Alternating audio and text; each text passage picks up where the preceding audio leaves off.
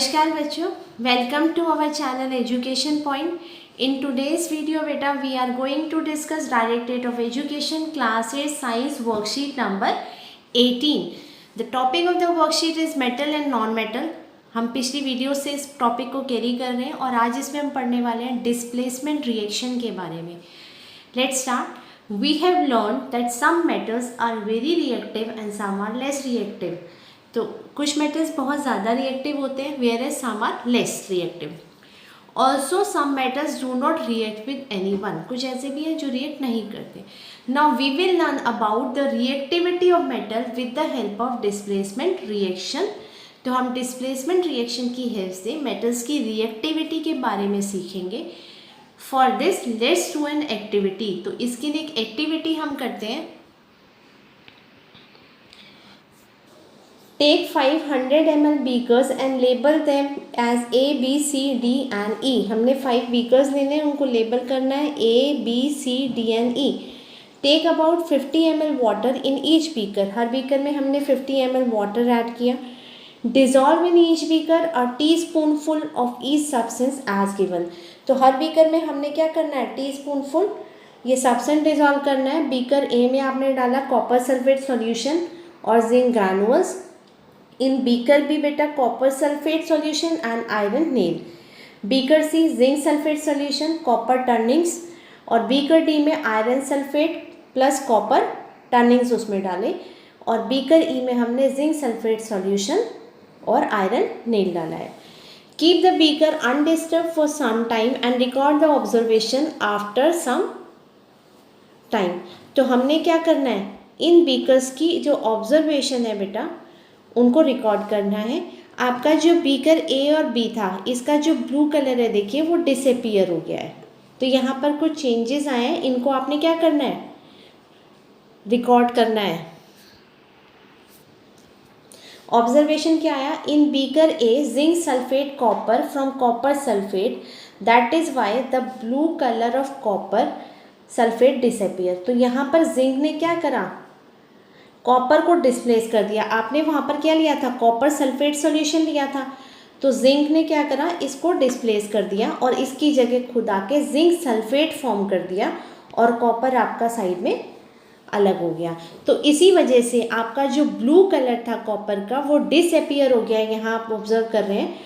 और एक powdery red मास जो होगा, ब्राउनिश रेड कॉपर, वो डिपॉजिट हो जाएगा बॉटम ऑफ द बीकर पे.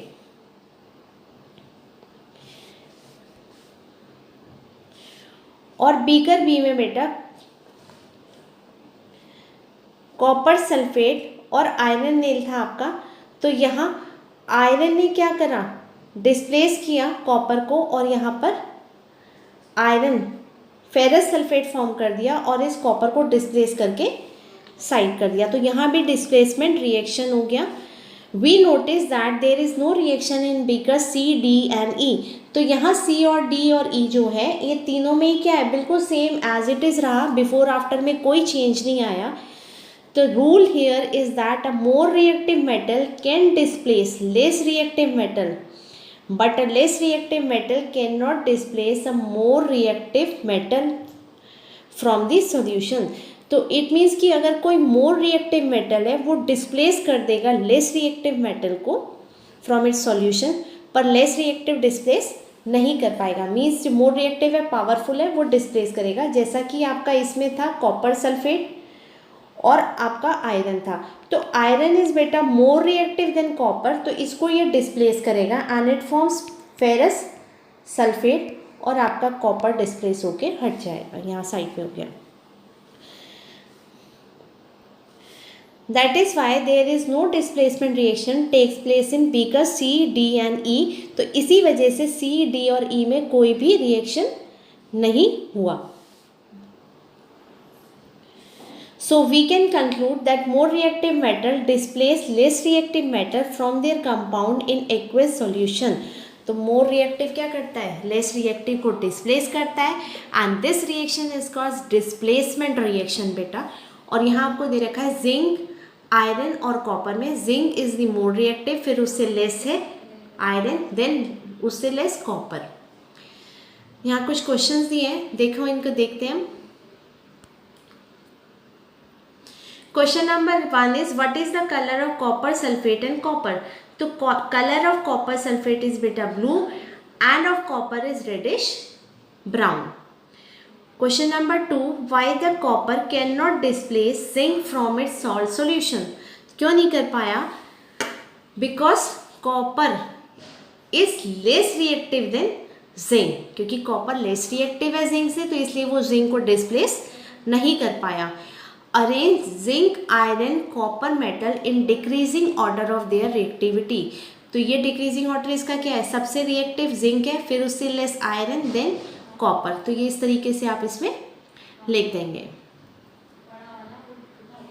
Question number 4, what happens when an iron nail is placed in a copper sulfate solution। तो आयरन नेल को अगर कॉपर सल्फेट सॉल्यूशन में रखते हैं बेटा, तो आयरन क्या है आपका? Is more reactive than copper, तो ये इसको डिस्प्लेस कर देगा। तो iron will displace copper from copper sulphate solution and forms ferrous sulphate.